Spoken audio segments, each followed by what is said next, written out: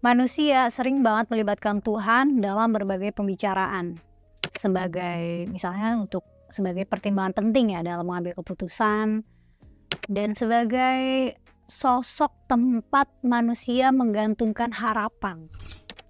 Pertanyaannya, Tuhan tuh ada di mana? A, di langit gitu, di Arsy, di singgasana, di singgasana kerajaan langit gitu. Atau B, di dalam relung hati tiap insan, karena Tuhan lebih dekat dari urat nadi, ya tentunya secara metaforis. C, tidak dapat didefinisikan.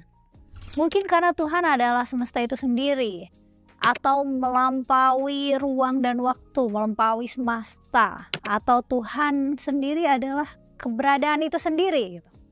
Nah, jika Tuhan itu ada di mana? Nyari Tuhan itu kemana? Assalamualaikum warahmatullahi wabarakatuh. Masih kembali di channel terbaru saya. Terima kasih pada teman-teman masih setia menonton, mendukung, menyaksikan konten dari channel ini.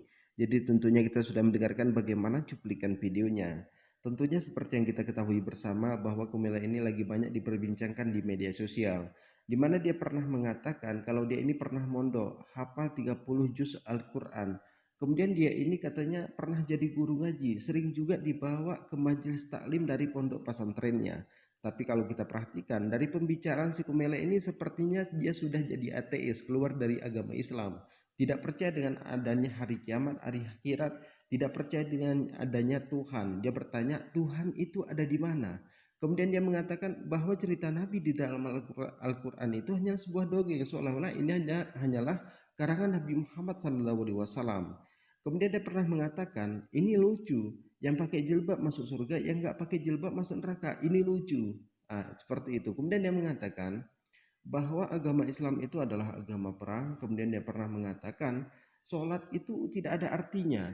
Jadi kepada teman-teman di sini jangan kemana-mana dulu, karena kita akan mendengarkan seperti apa penjelasan Ustadz Abdul Somad. Tuhan itu ada di mana? Selamat menyaksikan. Mana itu Tuhan? Kalau memang ada Tuhan itu mana? Mana dia? Saya mau lihat Tuhan itu.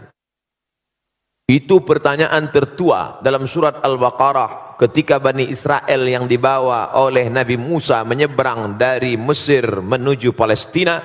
Orang Mesir, orang Israel minta kepada Musa. Apa kata mereka?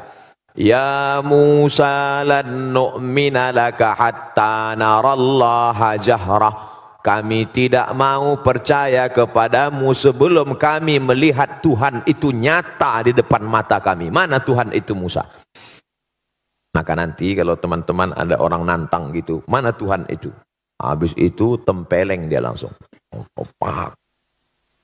Habis itu tanya, ente marah ya? Iya, mana marah itu? Bisa kita tunjukkan, ini loh marah itu. Tak ada.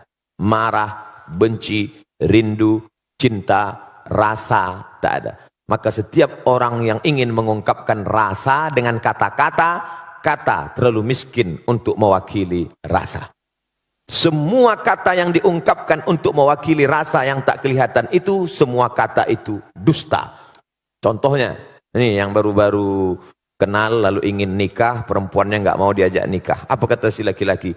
Kan ku nanti kau 1000 tahun lamanya. Bohong. 1000 tahun. 40 aja udah kena diabetes. Oleh sebab itu ini bicara tentang ada rasa. Ketika Imam Abu Hanifah, namanya Nu'man bin Thabit, nama populernya Imam Hanafi, bertemu dengan ateis yang tak bertuhan. Hanafi, kalau memang Tuhan itu ada, mana dia? Imam Hanafi berkata, kebetulan mereka bicara di tepi laut. Engkau pergi ke tengah laut naik kapal kayu, sampai di tengah laut terombang-ambing, dipukul ombak, dihempas gelombang, kakimu tidak injak ke bawah, tanganmu tidak menggapai apa-apa, tepian tidak kelihatan, dan engkau hanya berpegang pada satu kayu pecahan kapal. Apakah dalam hatimu ada merasa di sana ada kekuatan yang maha besar? Ya, itulah Allah. Hanya saja kau tak tahu siapa namanya. Datang Muhammad SAW mengasih tahu bahwa nama dia. Siapa dia? Allahu la ilaha illa huwal hayyul qayyum. Apakah dia mengantuk kalau tidur malam? La ta'khudhuhu sinatun wala naum. Apa harta punya dia? Tuhan itu kaya. Lahu ma fis samawati wa ma fil ard. Selain daripada dia ada yang bisa ngasih pertolongan. Man dzalladzi yashfa'u indahu illa biiznih. Tahu tak dia apa yang ada terbersit dalam hati saya? Ya'lamu ma baina aydihim wa ma khalfahum wa la yuhituna bi syai'in min ilmihi illa bima syaa. Bagaimana kekuasaan dia? Apakah dari Sabang sampai Merauke? Wasi'a kursiyyuhus samawati wal ard. Sulitkah dia mengatur berapa tetes hujan yang jatuh di sana, berapa buah yang matang di sana, berapa anak ikan, cacing-cacing tanah di dalam sana? Man dzalladzi yashfa'u indahu illa bi'idznihi ya'lamu ma baina aydihim wa ma khalfahum wa la ya'uduhu hifdzuhuma wa la ya'uduhu hifdzuhuma. Tak ada berat bagi dia untuk menjaga langit dan bumi. Wa la ya'uduhu hifdzuhuma wa huwal 'aliyyul 'azim. Itu makanya kalau ayat kursi itu dibaca, kuat iman kita, setan lari. Bukan mantra abim salabim abakadabra. Ustaz, saya baca ayat kursi kok setannya enggak lari. Orang ente 11-12 sama setan. Lari. Kuat kan? Kira-kira itulah yang dapat saya jawab. Wallahu a'lam. Alhamdulillah kita sudah mendengarkan bagaimana dengan penjelasan Ustadz Abdul Somad. Jadi buat teman-teman sekalian di sini, kalau ada orang bertanya Tuhan itu ada di mana, kita tinggal saja. Anda bisa merasakan angin, bisa. Mana buktinya angin itu ada? Buktikan kepada saya bahwa wujud angin itu ada. Jadi kalau orang ateis itu mengatakan bumi ini tercipta dengan sendirinya. Tapi ada juga ateis yang mengatakan bahwa Tuhan itu ada tapi agama itu enggak ada. Agama itu hanya buatan manusia saja, karangan manusia saja. Jadi seperti itu. Jadi buat teman-teman sekalian, kalau si Kumela ini mengatakan bahwa dia ini hafal 30 juz ayat Al-Quran, kemudian dia pindah ke ateis, ini kan mencari sensasi saja. Coba kita tes, coba kalau memang dia ini hafal Al-Quran 30 juz atau 1 juz saja, buktikan saja kepada publik. Sambung-sambung ayat dengan para ustadz atau dengan para santri.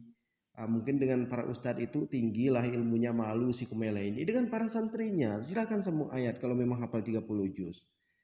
Ada juga di negeri kita ini memang dilatih mereka itu, dibayar mereka itu untuk menjatuhkan agama tertentu, untuk menyudutkan agama tertentu. Itu ada, itu sudah beberapa kali kena tangkap orangnya seperti itu. Jadi itu ada bayarannya. Nanti kenapa? Nanti masuk bendera pelangi pelan-pelan ke negara kita ini. Kalau sudah masuk bendera pelangi ke kita ini, terjadilah anak sama bapaknya, cowok sama cowok itu terjadi nanti, tidak masalah lagi. Di pernikahan itu juga ada cowok sama cowok. Kenapa? Karena ateis itu yang membawa bendera pelangi. Jadi hati-hati. Jadi jangan bilang orang cerdas ini. Ya, kalau orang cerdas tentu dia tahu bahwa kami ini diciptakan. Kalau kami sudah diciptakan, terus harusnya kami ini bersyukur. Bagaimana rasa bersyukur kami? Diperintahkan di dalam agama Islam kami harus sholat. Jadi seperti itu. Jadi kalau pemikiran ateis itu kemudian Anda terpengaruh, nanti Anda akan dibawa ke aliran mereka. Di sini Anda hancurnya. Kita hanya di dunia ini sementara kok. Nanti di akhirat selama-lamanya. Nanti bagaimana kalau memang neraka itu benar-benar nggak ada? Kita nggak masalah, nggak rugi berbuat baik sama orang, berpakaian sopan. Kalau memang ada nanti kayak mana yang nggak sopannya? Mau dicemplungin ke neraka selama-lamanya? Jadi mungkin cukup sekian, semoga bermanfaat. Assalamualaikum warahmatullahi wabarakatuh.